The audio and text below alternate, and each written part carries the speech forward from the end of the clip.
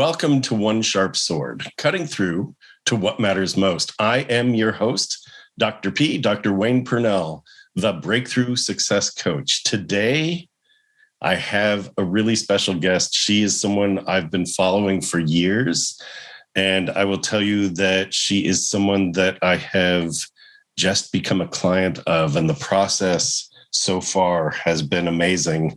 I'm really looking forward to sharing her insights with you.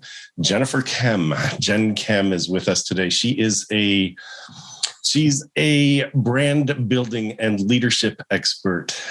She has created the master brand method that she's going to talk a little bit about. It's an amazing process.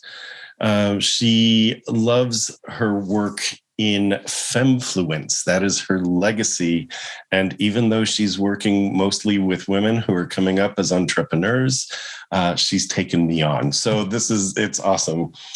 She is a straight talking badass, and I can't wait to introduce her to you. She has $3 million brand building businesses.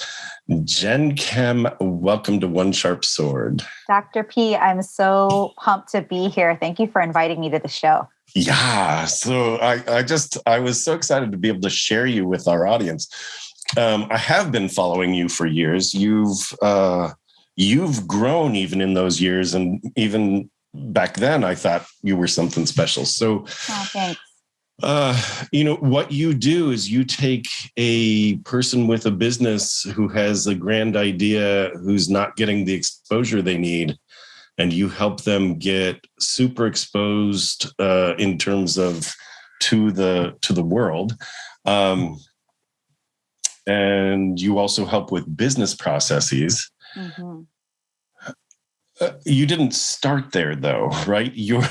Can we wind back the clock where, you were a little girl somewhere? So, talk about, seriously. I'm not doing the psychology thing. Let's begin with your mother and your father. Wind back the clock a little bit. What was your family like? Where'd you grow up? And occasionally, for those viewing this, you will see my cat and/or her tail whip in front of me. Pay no attention. Right. Well, Dr. P, if you asked me from a psychological view, I'd be okay because at least you're qualified to do education and expertise. So I am happy to share. So I grew up, both Dr. P and I actually live in the San Francisco Bay Area today. We're kind of neighbors, if you will, in the grand scheme of things. But I didn't grow up in the city. I actually grew up in a tiny little town on the north shore of Oahu, Hawaii. And it was a plantation town. It was the main industries when I was growing up was the sugar and the pineapple plantations. And I am the product of Filipino immigrants who got, I'll call it recruited over to the territory of Hawaii. It wasn't a state back then to work those fields. And I grew up in a house where it's like an old plantation house in Hawaii. In Hollywood and in the movies, it looks so glamorous, but trust and believe it didn't feel that glamorous growing up. We had a very humble, hardworking family, and I got to say, I tell this to people all the time. For those people who know where Wailea is, which is the name of the town I grew up, they can't believe it because when they know who I am, they're like, I can't even see you living there. And they're right, because on one hand, I'm so grateful that I have this rich culture and real family tradition that I was able to be brought up in. And at the same time, it felt like kryptonite as I grew older and wanted to really explore the world. I tell people a lot, like when I was young, around 7 or 8, I used to literally ask God, and I would say, God, why did the aliens drop me off right here? Why did they land me right here? Because I always felt like I was different. So, and it resulted in, I was very studious, but introverted. A lot of people don't believe that about me too, but I can only speak now because I really believe in what I do. And I really believe there's no such thing as, now that I'm an adult, introversion or extroversion. I believe that whatever we're values driven about, which I can talk about later, we show up as an extrovert. And so, but if you met me when I was younger, Little Jen Kem, her favorite places would be in the library. We had a tiny little town library. It was like the size of my living room in my house. And I read every dang book in that library, Wayne. It was, and I had these big global dreams. I was that kind of kid that was a voracious reader. My grandmother, who, had only a second grade education, but she's the most phenomenal human that's ever lived in my eyes. She's still my mentor in my head, even though she's no longer on this earth anymore. And she used to give me her newspaper in the morning. We'd sit on the scratchy old 70s couch, and she'd be drinking Lipton hot tea and eating peanut butter toast. And she would hand me the business section. And I was like in second grade, and she would say to me, anak, which means child in Filipino, I think you're going to understand this one day. So she really saw in me, I don't know what, because I didn't really think of myself as, I'm going to grow up and be a business person, But you didn't feel like you were trying to please her either, right? She gave you the business section and you're like, maybe I will understand this someday, right? I mean, it wasn't like, I'm supposed to. It was, that sounds so loving, right? It just sounds so loving. It was. Her name is Generosa, which is her mother named her, right? My grandmother was the most generous human. And I feel like that's one of her greatest gifts she ever gave me, besides teaching me how to be a proper young lady and how to act in people's homes. The one thing she taught me was, you can think beyond what's around you just by handing me that newspaper. Because nobody in my space, my classmates, I was sent to a little Catholic school in the town. My parents, and I say this with great humility, but they did feel like I had something different. They didn't know what to do with it, but they figured, she goes to private school. I'm not, to any of you listening, don't be offended if I say, Catholic school is not like the best probably school even for that. But I'm just saying that because it puts more embedded things into you, if you will, Right. And so, but I went to a private school, and even the nuns at our private school were Filipino. And I remember in second grade, Sister Fatima, they asked the proverbial question they ask all young kids: what do you want to be when you grow up, right? And all of the boys said they wanted to be doctors and policemen and firefighters.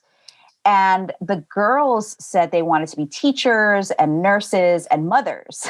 Very traditional roles, right? Yeah. And when I got up, the precocious young human that I was, I said that I wanted to be the general counsel of Coca-Cola International. That was my answer. In second grade? In second grade. That's awesome. Yeah. And it's crazy because people ask me, obviously, like, where did you get that from? And I'm like, from the freaking business pages that my grandma had given me, right? And I remember not necessarily understanding all the words on the page per se, but more like, I'm sure, because I can't recall the exact moment, but there was probably an article about Coca-Cola International being the biggest brand in the world. And they probably had a quote from the person who was the head attorney for Coca-Cola at the time. And I just kind of by context clues put that answer together, for my teacher. But I got to tell you, my teacher was not amused. She got mad at me. And I was sent to the back of the room and for acting up in class. And it was such a big moment for me in my life. I still remember, as I speak about it right now, I can tell you, I still feel myself being in that room and feeling, I didn't know what I did wrong. And I felt so ashamed. And even they called my parents saying that I was kind of acting up in class because I started crying, obviously, when I was sent to the back of the room. Yeah. And I remember my mom saying to me, Jenny, my mom calls me Jenny, FYI, I want you to know you didn't do anything wrong, but I want you to also know that people around here don't completely understand you. And so sometimes you have to just speak at their level. And so, I think when you ask me the questions, like my background, it speaks a lot, this story, to who I am today, because Yes. I spent the rest of my life fighting back, if you will, right? Against Let me ask you this. Did you ever feel apologetic? Like there was this, oh, you've done something wrong, but no, you haven't.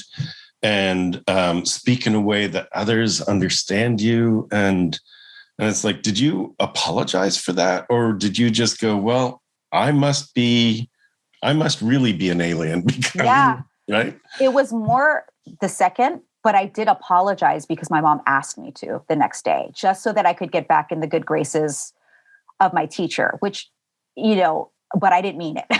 Yeah. It was just, and actually I remember telling my mom how unfair that felt, that felt so unfair. And I also brought up, like, how come all the girls want to be nurses and they don't want to be doctors? And my mom would say, because what you need to understand, Wayne, too, is for those of you who don't know Filipino culture, Asian culture, if you go to a hospital, most of the nurses are Filipino. Right. Okay. Just think about it. Our culture is very service-driven, very much in the healthcare field. And it's a great pride when your daughter becomes a nurse. I mean, it's like a high echelon. So for me, having no interest in healthcare, that was kind of freaky to my family because that was like what you did. And so I always felt from that, again, the very young age, okay, I don't belong. That feeling of not belonging, even though I really felt loved, which you kind of noticed, right, Wayne? I felt very loved by my family, but I totally felt like the black sheep of the family. And so that binary dynamic that I felt constantly in conflict with has really, it's really obviously like been a big source of all the things growing up. So, well, it makes a lot of sense. I mean, it makes sense. I'm going to jump back and forth in your story. Like you were the champion of women entrepreneurs in so many ways, right? Femfluence is a big deal. It's like, that's a big deal, as it should be. And you've been a champion for the underdogs. And it's like, you deserve a voice. I can help you get that voice. And that's been it's sort of been your struggle in your path, isn't it? Like, yes, very much. Yes. So fast forward, you got off the island when? I left. I did get a chance to. I was lucky because my parents were big. We took really good vacations every year. They wanted me to see the world. I got to go to. They both worked for the federal government, my mom and dad, and I did get to. When we had the 2 to 3 week vacation, we did like a cross country trip. We flew to San Francisco and drove to DC and back. So I got to see a lot of the world, which I'm very grateful for. Because again, but I didn't really leave Hawaii until I was 18 and went off to college. And I went to school in Silicon Valley. I went to Santa Clara University, and then I pursued my MBA at Berkeley a few years after I graduated and started a family and then started working for the corporate world. Okay. So the business pages when you were a kid, to an MBA at UC Berkeley. And then, you got into the corporate world in what position?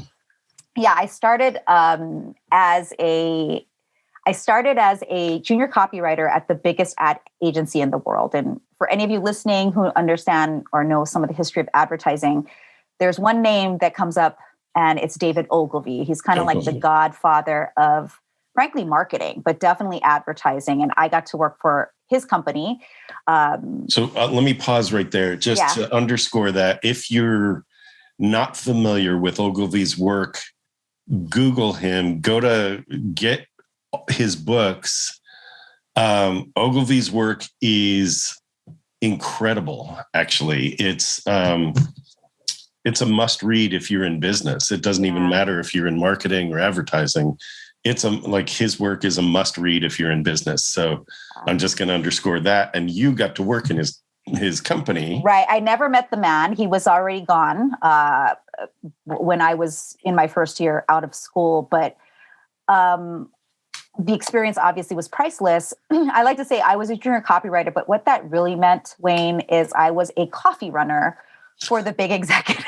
I was just waiting for that moment that I could write a piece or an ad for even a magazine or the newspaper or, gosh, TV was like the big thing. If you could write copy for a TV commercial, right?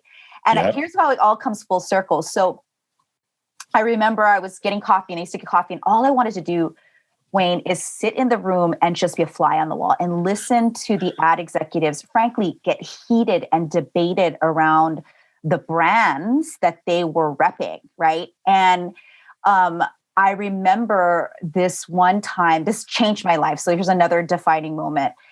They used to do these duels where they would fight one brand against the other, the competing brand. And in this duel, it was Coke versus Pepsi, like the Pepsi challenge almost, for those of you who remember the Pepsi challenge. And they were talking about how Coca-Cola was a muse archetype and Pepsi was a ruler archetype. And I didn't know what these terms meant at the time, but they were talking about how they had written all these storyboards up for this Coca-Cola ad because Ogilvy was repping Coca-Cola. And they had a $1 billion budget at the time. This is 25 years ago. Yeah. So, imagine the kind of money that moves, obviously. And I was just in awe of the way that they had put all the storyboards up, and they even work on the competitor storyboards. Like, wouldn't a competitor like to see what they worked on for them, right? And they were talking about how could the muse archetype overcome the ruler archetype? Because at the time in the 80s and the early 90s, the ruler archetype was kind of like the it archetype. Yeah. Now, for those of you who don't know what archetypes are, I'm going to take a pause and just explain what they are. This is great. This is awesome. Yeah. Because archetypes are a term that was coined by Carl Jung, Jung. He's a sociopsychologist, one of the top 5 most famous. He was a psychiatrist. Who studied under Freud. Yeah. Yes, and his theories were based on behaviors of humans, just like Freud and all the rest of those psychologists and psychiatrists. But he really focused on how humans respond to character in story, yes, more than anything else, from the beginnings of times. And he coined that term, or those characters, as archetypes. So that's what an archetype means. And in advertising, in branding, in any type of business where you're trying to let people know what your business is about, there's an actual archetype associated with it that marketers and advertisers use. And so it was where I first learned about archetypes and how, Coca-Cola, is the king of all brands, and still is actually to this day. It actually has the most brand equity still, even in the digital era, because you can get Coca-Cola to Timbuktu even if you can't get Wi-Fi there. So it's everywhere, right? And sugar is also very addictive. And so, yes. They're in the business of that. And so, but how they're able to still make us feel warm-hearted is because they're a muse archetype. And what does that mean? A muse archetype is an archetype whose entire character is about nostalgia. It's about the warm and fuzzies. It's about giving people characters that will make them feel a piece of home or a good memory or something sweet in their life. And so think about it. Coca-Cola, when you think of Christmas, right? You think of the polar bears. You think of the tagline, "A Coke and a Smile," right? You think of, this is the last one. And for those of you who have your kids, for some reason, if you're listening to this podcast with your kids around, please put your headphones on, because I'm about to blow your mind and also probably mess up your parenting. And that is that Coca-Cola actually Coca-Cola invented Santa Claus. Yes. Okay, a lot of people don't know that, but the reason Santa Claus is a jolly white man who dresses in red and white is because it looks like a Coca-Cola can. And this is why they're one of the most strong brands in the world. And it was that moment, Wayne, that I became obsessed, like with, wow, like this is how people respond. This is how powerful marketing really is. And I was obsessed by the fact that there was such a psychology. And I knew that, Wayne, because I got to school. I actually have my I have my minor in psychology. My degree is in marketing. But I'm fascinated with why humans behave, and marketing is really just the science of human consumption. That's what it is. It's really a science. And so I can get totally geeky with this. I bet you could too. But that was my first real job, and it really has played its note throughout my entire career, obviously. That's fabulous. I'm taking notes as you talk. So that's where Santa came from. Do you know where Rudolph came from, just as a digression? Do you know this? I actually don't. So this comes from Montgomery Ward's, who needed a coloring book. Oh, nice. So that makes so much sense. Isn't it great? It's like, dang. And we just sort of accept it, right? As part of our culture that, there's this jolly man in a red suit and, a gleam in his eye, and right. So it's really interesting. And Rudolph became a hero, right? In the story. So Rudolph became a hero. Exactly. And the song came on just after the coloring book came out. So the song was written based on the popularity of this coloring book that came from a lower end department store. Amazing. Oh my gosh. I remember Montgomery Ward too. So cool. Yeah. It's fascinating. And if you look at, you can look at marketing / propaganda through the ages as well. 100%. Women were told that it was necessary to have the home tidy and pleasant for when the man came home. Lipstick was a thing until women were needed to go to the machine shops because the men were off at war. Yeah. So it's right. And so the thing that was all marketing. It was it was marketing from the government. It's very fascinating. And so now it's, well, what are we putting forth? And I know the work that you do and the work that I do is very integrity based. It is very you're not going to sell something or put something forth that's just to try and sell it. You are putting forth something that matters. And that's one of your screening criteria, which I love about you is, it's like no bull, it's like, I love that. So, when did you decide that you'd either learned enough or, you're going to try it on your own? At one point you built a multi-million-dollar company and then it got sort of tumbled and crushed. Yeah. So talk a little bit about, so you came out of Ogilvy's. At some point you had your, when you start a business, it's called an entrepreneurial seizure. So, I love that. I never heard that before, but I love that. So you had your own entrepreneurial seizure and you said, okay, I know enough. I guess I'll do it. And it's not easy. No. You're a climber, right? So, and you've always gone against, it's like, it doesn't have to be easy. It just has to be done. Yeah. So talk a little bit about that journey, because I love that. I think it's fascinating. Yeah. I want to say and just admit to you and anyone who's listening that entrepreneurial seizure didn't come on because I knew enough yet. It came on because of what I call a violation. And so I want to paint a contextual picture here. So my philosophy about leadership is called values driven.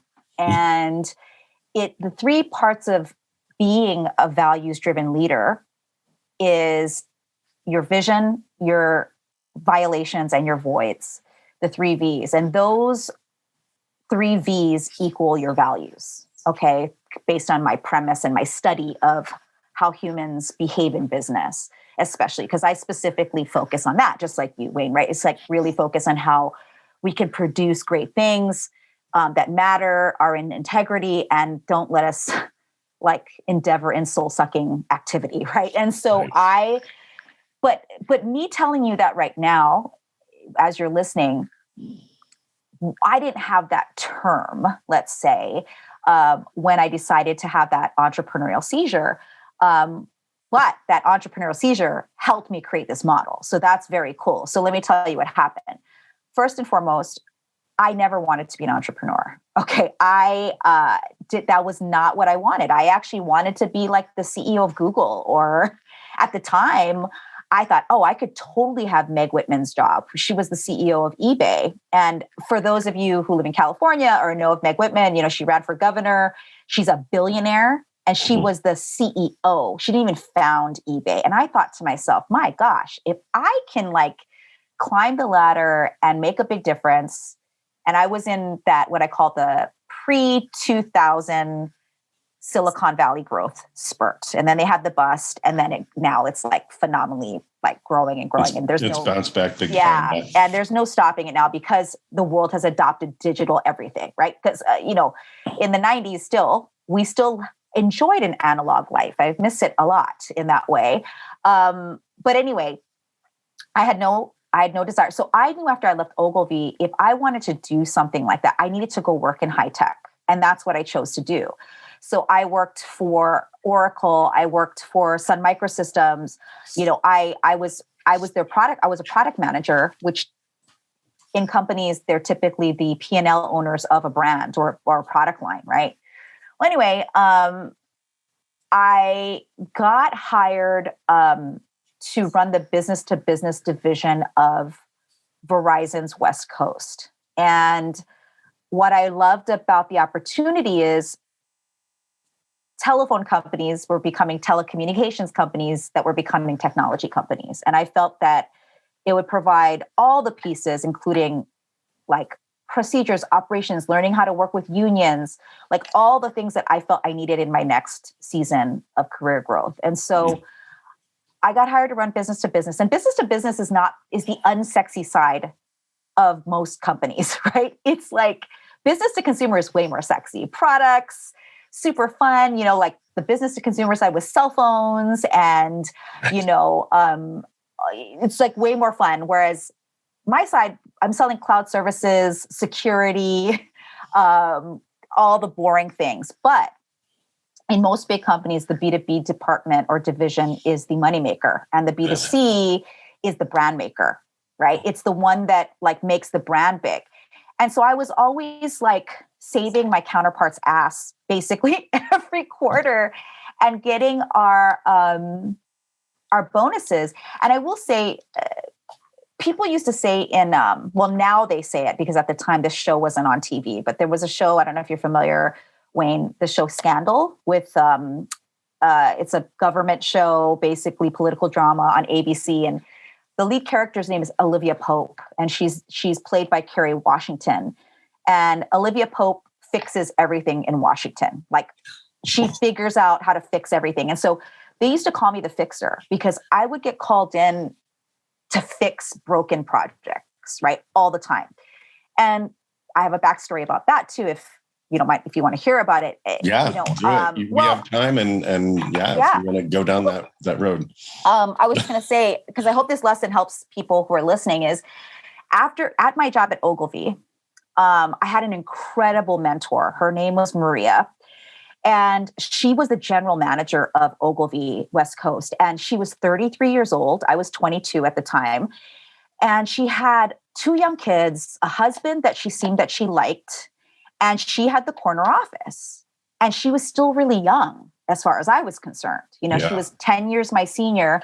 But I was like, wow. So I remember my first performance review, she asked me, we went through it and she said, you have a lot of potential. I like your work ethic. You have a lot of great ideas. You speak up, blah, blah, blah. And I remember when we concluded the performance review, she said, well, do you have anything you'd like to ask me? And I said, yeah, I do. And she said, what is it? And I said, what do I have to do to get your job in 10 years?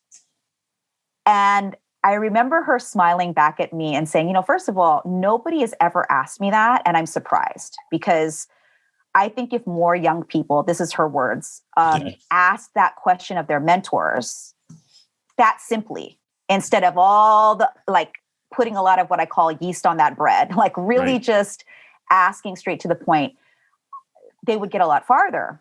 So she said, but let me give you the best advice I can give you. Take all the projects nobody wants. Take all those projects nobody wants. And when you do that and you show that you can get it done, and even when you fail, so when you fail, you'll be called courageous. When you succeed, you'll be the hero. And either way, you're going to win. And she said, and it's even more important that you're a young woman of color. She said, and here's the thing about Maria, I had no idea that she was Hispanic. I thought she was a white woman. She's like, a lot of people don't know I'm 100% Mexican. And it's either way, she didn't hide it on purpose. But she said, look, I think if I did mention it, it would have caused me not to move as fast. And she said, this is just the way the world works. Now, this again, for those of you listening, was like late 90s, that kind of time era. And even back then, even though we've made huge strides from a gender perspective, we're still facing that bias, right? And so, I think, so fast forward back to my last job at Verizon, because I had made my career being the fixer, at every job I was in, Verizon was no exception. They were rolling out a new project, super undercover and secret. Telecommunications companies were getting into something called Internet Protocol Television, which is now IPTV for short. It is actually the predecessor to streaming or Netflix, Hulu, and all that. Well, one thing you also don't know about me, Wayne, is like I'm one of the godmothers of IPTV existing in the world. Verizon wanted to get into that game. They had to get in that game to keep competing, right, with AT&T and the cable companies, obviously. And that is typically a B2C thing. It's a business to consumer product. It's not a B2B product. So now they were diversifying their cell phone product and now TV, right? And they wanted me to work on it. And I was like, hell no, I'm not going to kill myself for this project, because I knew it was huge. The amount of teams I would have to cross-functionally direct and also be that in-between person between the boardroom and working with the everyday people on the ground, because we also had to deal with unions, because I'm going to get a little technical here, because when you ride streaming over copper wire versus fiber optic wire, there's all kinds of things that are very technical. And I was like, I'm not doing it. And at the time I was early 30s. I had 2 young daughters. I already worked a lot.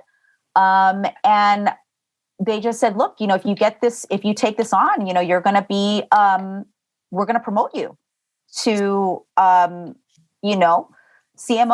You're going to have that corner office and right.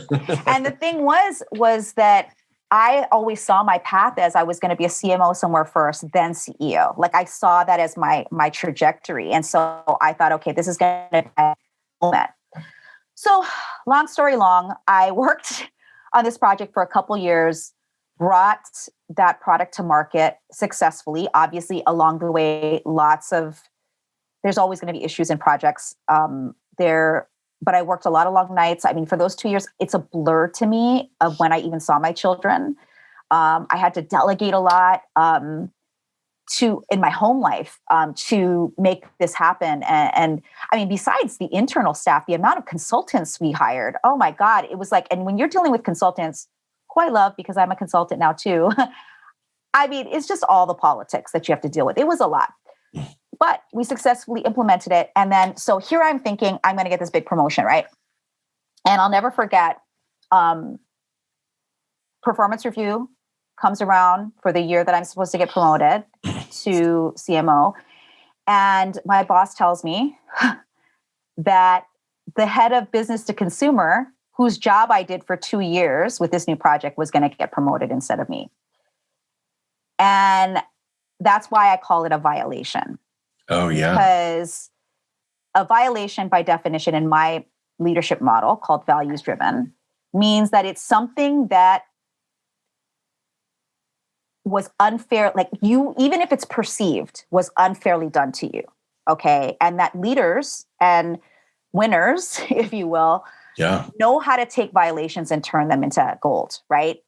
Just like they know how to take voids, and voids, my definition of voids, are things that you perceive as missing in your life. That's a different than a violation. So like, let's say my whole life I wanted to be Annie on Broadway, which by the way, that is something I wanted to be when I was younger. Part of that thing you wanted is influencing you subconsciously or consciously to be who you are, right? And so that moment and I realized I screwed up. I screwed up the last 2 years because while I was working my tail for 2 years, my counterpart, who, by the way, we're still really good friends, I'll tell you about that in a minute, he was playing golf with our boss on the weekends, and I was like, oh, I see. That's how the world works, right? And I thought, because I grew up in this is my naivete, that hard work only would get you promoted, right? Because remember, from my grandmother to my mother to Maria, even, who said, take all the hard projects, you'll keep getting it. That was the first moment in my career that I really realized that's not how it worked. And, or it didn't work in that moment. Right. And so obviously I got upset, but I didn't, I don't burn bridges, right? We learned that in corporate, because I really do believe you can be authentic and not burn bridges. And it's up to the other person on the other side to decide, even if you speak the truth, whether or not they can be a grown-up too, right? But obviously I was disappointed, but I also knew, Wayne, that I couldn't just leave my job right away because I was making $400,000 a year. I had a freaking parking spot with my name on it. I did have a corner office. It just wasn't on the top floor. And I needed that job for a while because I had all the fancy things. I had a lot of trophies and triumphs. I had an executive house and 2 really nice cars and kids that went to private school. And, I had a lot to lose reputation-wise. It felt like if I just toughed off and quit. So I made a 9-month plan to exit my job. I saved half of my paycheck and I decided I was going to start my own business. And so that's that moment, just to let you know what happened to me. And then I could tell you what happened after that. That's fabulous, right? Because so many people would have crumbled. Yeah. Like the, oh, hell no moment of you did that, the violation moment, right? Mm-hmm. So many people would have crumbled and just said, fine, and it's like, I'll just take the paycheck and show up and do nothing or slam the door and burn the bridge and just, storm out. I want to go back to one thing, which is winding back the clock with you and Maria. Mm-hmm. You asked a question that very few people ask, which is, what do I have to do in order to have this? And a lot of people will just ask questions like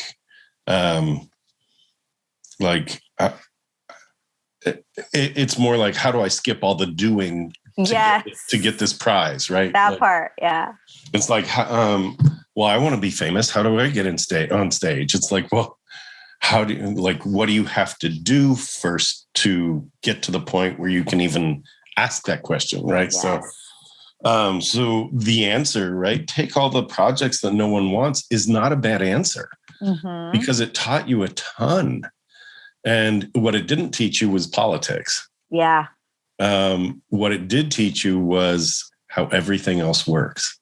Yeah. Which is amazing. So priceless advice, right? Yeah. I just want to underscore that it's like you asked the right question and you took the right steps.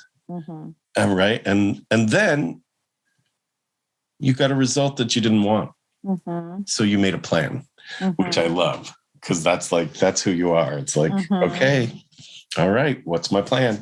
Yeah. So talk about then your first business. Like you chose to break into business on your own. Yeah. So this was back in 2007. And okay, so here's what's crazy. So I didn't know what business I wanted to start. That's what I think a lot of other people are surprised because if they know me, they're like, you always kind of know what you want to do next. And I'm like, no, I had no idea because my entire identity was in the corporate world, and I was like, what will someone pay me for? So it's cool thankful that I had this background in marketing and go to market, because the thing I'm always looking for in any new idea is the intersection between will the market want it and do I have either the resources or the personal expertise or a mixture of both to make it happen. I think that that was what I was looking for. And honestly, those 9 months that I was saving half of my paycheck, not buy myself any new shoes, those type of things, I was on the hunt for an idea. I didn't have one, Wayne. I was like, well, what am I going to do? So anyway, I used to have to go to Dallas a lot because Verizon's headquarters are in Dallas. And I'd go there every 3 weeks for a few days on business. And I remember landing back in Honolulu because I was back living in Hawaii by this point. I wanted to raise my children there because I felt it was very important to them have the same cultural upbringing that I did, but keep them global. And I had a whole vision for them. Like, I want you to be humble, but I want you to be able to see the world, blah, blah, blah. Anyway. Humble and worldly is not a bad mix. Yeah, I think so. And so I was getting off the plane and I noticed something. And it was a common thing that the women on the plane were carrying as a carry-on. And it was a pink and white bag. It was a Victoria's Secret bag. Okay. And I was like, that is it. Because guess who was also carrying one of those bags? Me. I was stepping off the plane with this bag in my hand going, this is, okay, in Hawaii, at the time, you will not believe this. There was no Nordstrom. There was no Macy's. Women bought their undergarments on the mainland, we called it. You know, the continental US is called the mainland in Hawaii. Right. And, or you'd have to go to Walmart to buy your underwear. And I'm certainly not going there to do that. So just not on brand for me. Okay. And I was like, that's it. Now, Wayne, I had no background in retail or operations in that regard, except I was a really good customer of retail stores. But I was like, it meets my equation at the time, which was market wants it. I know something about it just because I'm a woman, and I know how to bring products to market. It was my expertise, right? It was what I did in the corporate world. Now, I was missing a part, which I'm going to talk about in a moment, but I was like, that's it. And so I set out to do all my research. I mean, at the time, Limited Brands, which owns Victoria's Secret, they were a publicly traded company. I studied all of their SEC filings. I checked to see if they were planning on coming to Hawaii or Alaska, because they were not in Hawaii and Alaska. And literally in the SEC filings, it said they were not. They considered Hawaii an international destination. They didn't want to go international. I was like, oh my God, this is perfect, right? At the time, e-commerce was still kind of newish. It wasn't new, but it was newish. And adoption of e-commerce was not high, obviously. And I was like, okay, I have this whole digital strategy that I was going to kind of break through and be that. And so I signed a lease at the mall and I started an underwear business. Okay. That's awesome. I know, it's crazy. It's crazy. In 18 months, we were doing $10 million in sales. And I couldn't believe it. I was like, this is epic, right? That's kind of epic. Most businesses, what are the statistics? Most businesses fail in the first 18 months. Totally. Right? And that's the thing I also want people to get when they listen to this podcast is I was totally an outlier, right? Yes. And I like to reinforce that because so many times marketing's job is to get you to bet on the outlier when it's shady, when it's not in integrity. That's what marketing does, is like, it shows you like this one person, like everybody wants to be Oprah, right? If you want to be famous and be a speaker, right? I know, because I would like to be Oprah too, and like, that's an outlier. Instead, what if you found somebody who maybe we don't know as well, but they are a 7-figure speaker who is impacting a lot of people? That's the person we should be studying and asking, like I asked Maria, what do I need to do to get what you have, right? And so for me, I just want everybody to understand that part of my story is you understand that I am very clear I'm an outlier. And that's why to this day, I think why I've been so successful, gratefully so, is because I've always humbled knowing that I was an outlier. And I also got it completely taken away from me because remember, I mentioned the time frame. 2006 is when I left my job. 2007 was when I had the biggest year of my life financially in that era of my 30s. I was in my 30s at the time. And in 2008, I got my ass handed to me like everybody else who owned a small business or, I mean, like huge brands went out of business, Hummer, Saturn, and there was no bailout like there is with the pandemic. Small businesses didn't get a bailout. We had to bail out the big businesses, the shady businesses, the businesses that got us into the position we were in, right? And so it felt very unjust. Again, violation, right? It felt not right. And I was like, and so in a matter of, I went from frankly being a millionaire, having literally at least $1 million in my bank account at any given time, to functionally homeless.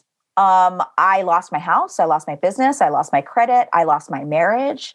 And I had to go back and live with my grandma in Wailea. So talk about full circle. So that's what I mean by functionally homeless, because I will tell you right now, no Filipino grandma or mother is going to let you live on the street, but they will remind you why you're living in their house again. Okay. And I was functionally homeless. And then my grandma died 3 months later. And it was like, if there was a shitstorm, it was all at that moment. Like I have never, and still to this day, I don't think anything, let's put it this way. Like I became a soulless shell of a woman. I had no confidence. Yeah. I lost all my confidence. I felt like a complete failure. Depression. It was really bad. You were depressed. Yeah. Yeah. And so, how do you crawl back after that? Like that's, because it's like, people talk about the bounce. What's your big bounce? It's like, well, I knew I couldn't tolerate being depressed anymore. And, I found my cape and I became Wonder Woman. And it's like, it doesn't exactly work that way. Oh my God. I wish it was that easy. Yeah. So how did you crawl out? Because it's, depression like that, when you lose everything and a family member, that's a hole. That's, and then you've got family around you going, you thought you were big stuff, and it's like, exactly. Hey. Oh, trust it. Even if my mother was listening right now, she would agree. I mean, she told me, she's like, I told you, why did you leave your job? That was her whole thing. Right. Yeah. And it was hard. And to also become a single mother and with 2 young girls, it was hard. And I stopped eating. I didn't know I was stopping eating because I didn't really even know, Wayne, what depression was. I did, but I didn't understand it fully, right? Even though you didn't know you were in it. Most people don't know, right? Even though I have a psychology minor, I didn't, you know what I mean? I didn't know. Yeah. Everybody else noticed, obviously. And I'm grateful because even though my mom was tough on me, and my friends and my mom specifically rallied around me. And I'll never forget though, but I just stopped eating. People thought I was on drugs, which I've never taken a drug in my life. Not judging, just saying I didn't, but I just stopped eating and didn't know it. And so I was withering away. And I remember I used to sit out and watch the cars just pass by, literally on this rocking chair outside. And I'll never forget my daughter, who is now 25. She was 10 at the time. She came out and she tapped on my shoulder and she said, Mommy, you're Jen Kem. It's time to wake up now. Wow. And that was the Cape moment. Wow. Yeah. That's awesome. That was the moment. That was it. And I don't know what happens, or I just remember all of a sudden I felt like, I guess the blood rushed back up my body. Yeah. And I just became me again because I finally saw clearly what I needed. And by the way, that was the moment I decided to get psychiatric help, because before that I wasn't. So it was like, what do I need to do? And I keep thinking about Maria. What do I actually have to do right now in order to get through this? And it felt like a hard project. And the hard project was me. I was the hardest project that I needed to take on. And yeah, I mean, I literally got back out on the street, literally knocking on doors. I just thought to myself, Wayne, I was like, if I just make $4,000 a month, I can pay my basic bills. And that's all I was going for, was like, if I can do that. And I remember the one place I didn't want to go back to was Verizon, and not because I wasn't qualified. It was because I was ashamed that I'd failed.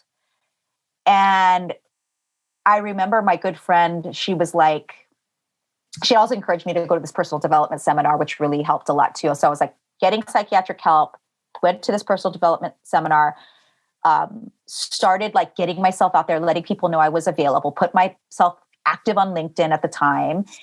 And she said, why don't you go back to your old boss and say you want your job back? And I'm like, no way. Right. And she was like, I mean, $4,000 when you could be making $40,000 a month, like, what are you thinking? Right. And I'm like, my ego was just too big. But finally I was like, yeah, I'm going to do that. So I call my boss, and he is thrilled I'm available. He's like, oh my God, this is great. I would love to have you back.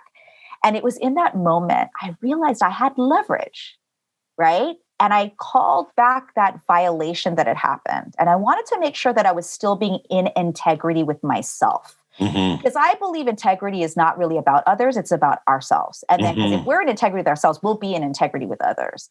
And I was like, wait a minute, this is me backtracking. And I'd gotten a taste of quote unquote freedom and creating my own economy through entrepreneurship. And I was like, I don't want to give that up. So I remember on the phone with him, I said, here's the thing though, here's the only way I'll come back. He was like, you name it. I said, I want to come back as a consultant, not as an employee. And he said, okay. I was like, oh, it's that easy? And that was the beginning of my company, ChemCom, which was my first multi-million-dollar consulting company after my retail business failed. And Verizon to this day is still one of our biggest clients. Wow. And yeah, I mean, the rest is history. I mean, there's a lot more, Wayne, you've met me through speaking engagements and stuff like that, but now you're really getting to know me, huh? Well, that's the point. That's the point of having you here, Jen,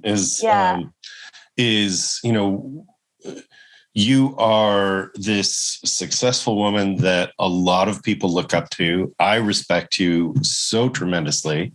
And I think, we talk about all we see on social is other people's highlight reels. Yeah. And we compare ourselves to the highlight reels. And I think, it's really important along the way that, yes, you had this amazingly high paying job.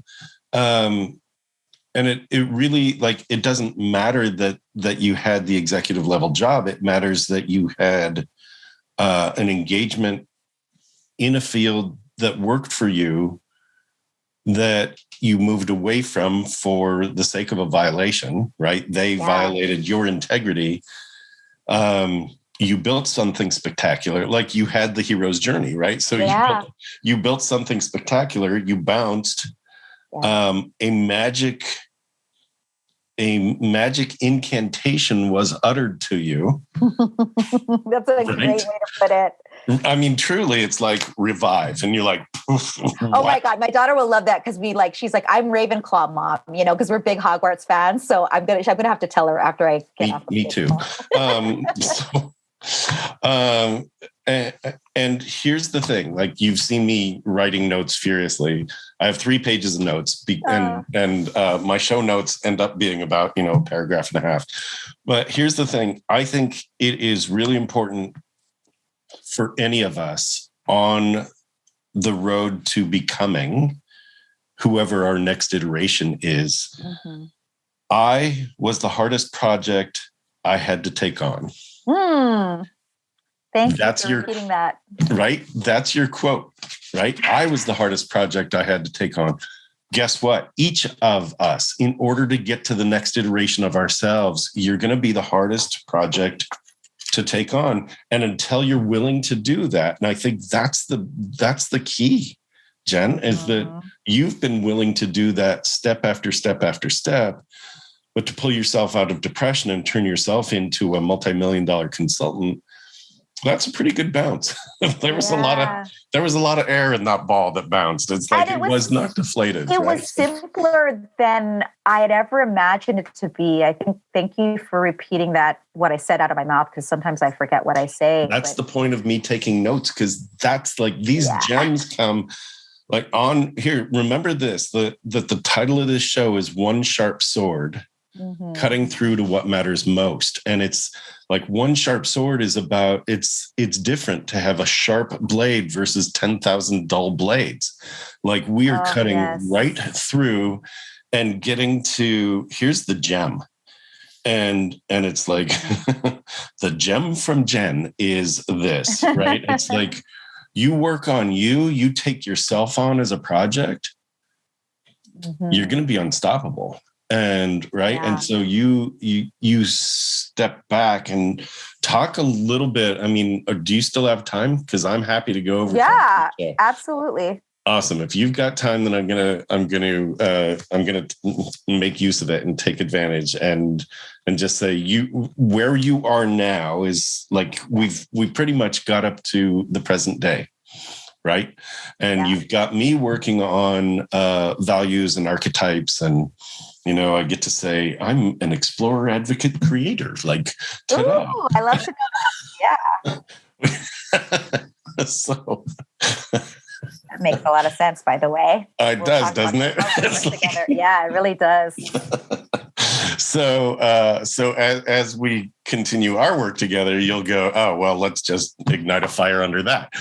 But that's part of the work I'm doing on me. And to recognize, like, for those in my audience that are following my trajectory, they've seen me, like my second TEDx. They've seen, my speaking career. I'm in a documentary they're following me on my speaking career. I mean, like, there's a lot of stuff where in the past several years, I've said it is time to get really clear about who I am and my trajectory. And I think the reason I share that is not to go yay me as much as it is to say any one of us, when you're ready to do that work on yourself and polish and fine tune and keep polishing and keep fine tuning, you're going to find that a lot of the stuff that you carried with you was only for the sake of safety. Like, it's familiar, therefore it must come with me. It's like, it's familiar, and that makes it baggage, right? So talk a little bit, which here it is, explorer, right? I'm sure that is all part of it, right? So talk a little bit about, like, you're refining you polishing your message, you creating this brand where you are helping people get really clear on who they are and their message and the best positioning for them, Well, I just want to say, yay, you. I do want to celebrate you, Wayne, for all of that. That's amazing. And I think, one of the things I like to say is we are a masterpiece and a work in progress all at the same time, right? So everything we've done in past seasons, and that's what they are. They're seasons, and not necessarily 3 months, like not the literal 3-month seasons, but a season can last 10 years. It can last 6 months. Sure. But it's all about, like, how are we going to uncover that next season? And so when we talk about, I took a pause 8 years ago when I was, ChemCom was doing well. It still does well. I have an amazing person who's running that. Her name is Shay, and she was my second in command at Verizon. And we pretty much founded the company together, and she's, like, amazing. But I started to get antsy because I had gotten that entrepreneurial itch, right? And even though my company, ChemCom, was very stable, I was getting questions all the time because I was part of the Chamber of Commerce.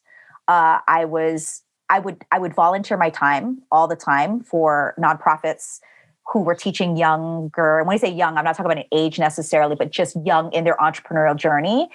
And I was like just giving my time to that. And I was just loving it. And my counterparts, people who owned other retail stores or had technology companies, they would ask me, they're like, how did you do it?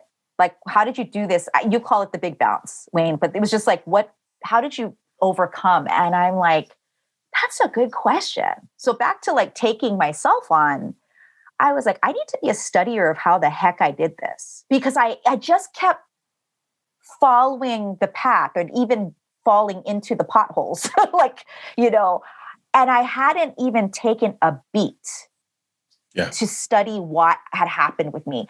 I was just busy trying to survive. Does that make sense? Like, to me, totally. Even when ChemCom made its first $1 million, I thought, when you make $10 million plus in a previous business, this is not going to sound humble, but it's just true. Making money is easy. Okay. And when I just made $1 million, I thought that wasn't enough. I was like, no big deal. Right. And Shay, I remember she was like, girl, you have lost your mind. I think this thing has totally messed you up. You need to be thinking about how you did this. And at the time I was like, I don't know. And then I got a lot of people saying, would you teach me this? Would you teach me? And I'm like, I'm not qualified to teach you or speak about this. Right. Like, I just do the work, that kind of thing. I'm doing the work of a consultant. I'm not a speaker. I'm not a teacher, really. And then what happened was, just like anything else, Wayne, I love that you spoke to this. I was like, Shay said, something's coming up for you. This company is stable. Time for you to go and explore. Now, by the way, in my archetype influence mix, which Wayne was referencing earlier, I'm an explorer in my mix. And so the explorer archetype definitely wants to go on a new voyage to feel alive. Okay. And the dark side of the explorer is that we tend to hop around too much if we're not careful or we don't have an anchor, and so anyway, like I always do, taking the advice of my early years from Maria and how I bounced back from my depression, it was like, go get expert help on this. So 8 years ago, I wanted to hire a coach to teach me how to speak and teach about it. And I'm sure many of you have heard of this person. Her name's Lisa Nichols. She was in The Secret. And I remember she stood out to me in that movie, not just because she was a phenomenally like energetic, beautiful Black woman, but there's something magic about her that I was just like pulled to. Mm-hmm. And this is a whole nother story, which I'll save for another day, but let's just put it this way. I hired her and to help me mainly speak first. And then I started to notice her business model, which was she had a training and development company, but it was for speakers and entrepreneurs. And I thought, oh, that's kind of cool. And she's like, you should do this too. And I was like, oh, no. I remember like, no. I'm here to learn. You're going to help me get some speaking gigs, but I'm not starting another company. I have my own company. And that was my fear that was coming up, Wayne. I was like, oh, I'm not going to start another company because I'm stable over here now. Right. And she's like, you wouldn't be here if you didn't want to teach people like me how to do what you do. Because one of the things she observed about me, she's like, I can teach you how to speak, but the way that the things that you know, she was like, I will tell you, we are floating in the dark over here in the entrepreneurial world. There are people who tell us to build funnels and like all this stuff. And none of it ever works. Like everybody I've hired has basically disappointed me. She's like, I was telling her, because just that's what I do. Generosity is one of my top values, learned from my grandmother. I was like telling her how to run her business. And it was like, she was like, everything she did that I told her to do, it would just like explode, like it would work. And she was like, you need to be teaching people like me like this. And I go, oh, no. I'm not doing that. Mm. So back to like listening to what's next. She was like, well, would you take me on as a client? And I said, I don't take on entrepreneurs as clients. I only work with corporations. And she said, what if we didn't tell anybody? And you just did it on the under and meaning like she paid me obviously, but like, just in case it doesn't work. And I have no expectations that it'll work, but the few things you taught us have worked. And I'm like, okay, fine, I'll do it. Right. And so I had the sublimely, experience to work with her company, Motivating the Masses. And for 3 years, her business was $1 million business when I got there. Became a $10 million business when I left, and stopped consulting really. And it made me realize that I needed to create something that would help people like her and you and everybody else. And it's called the Master Brand Institute, which is my company that educates entrepreneurs and founders how to build a brand and get seen, heard, and paid to be themselves. And that's where I also execute our diagnostic called the Archetype Influence Mix, which I, derived from my years at Ogilvy. And then I created my own diagnostic. It's been certified by the University of Monterey. It's a real business diagnostic. It's very helpful in our messaging for entrepreneurs because I feel like people don't have a marketing problem. They have a messaging problem. Marketing is just it's like basically the laptop, and the messaging is the operating system, right? The laptop doesn't work without the OS. And so people are just missing messaging and they don't know how to lead their team. Those are the two biggest kryptonite of entrepreneurs that I've observed over the past 8 years. And it's what we specialize in. And to me, the way to lead a team to success is called values driven. And the way to build a brand and a business that works is the master brand method. And so I put those two things together through my years of experience and also my triumphs and failures as an entrepreneur. And that's how, these frameworks are really the core of what I teach today. And I'm even writing a book on it right now. So I'm super excited about that. I'm excited about that because it makes it super accessible to everybody else, right? Who may not have direct access to you. So it's incredible. So the Master Brand Institute. Wow. Good. This is good. Any thoughts about there's this key thing that if you're thinking about starting a business or if you're in business and it's just sort of stalling out, the thing to really think about is... I've got it, because I want to, if you've been listening up to this point, thank you for hanging with us.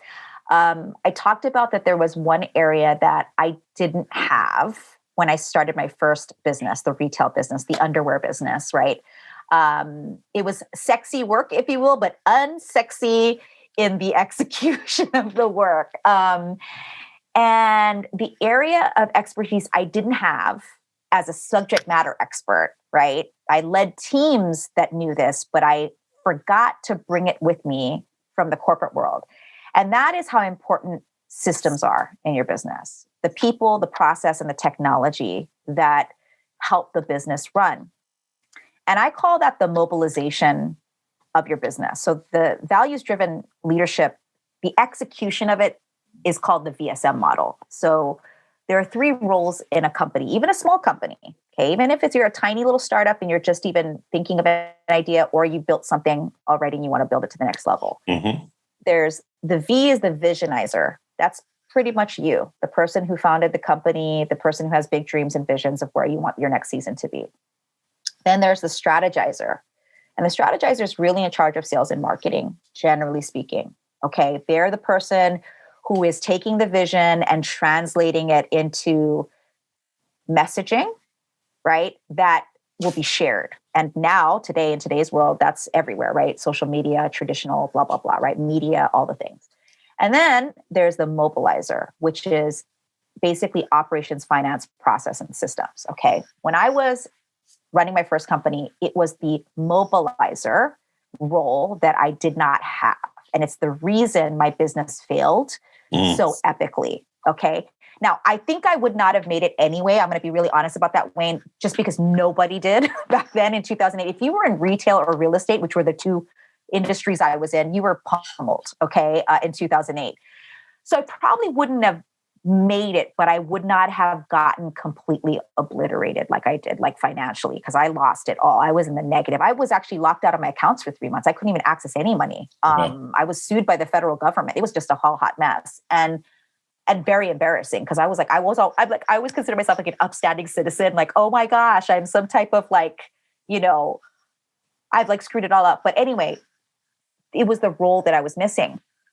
And this VSM concept, I've noticed in entrepreneurial companies, and when I say company of one even, they don't know how to manage the roles. And by the way, when you're first starting out, you are the V, the S, and the M, right? Yeah, you are true. All three.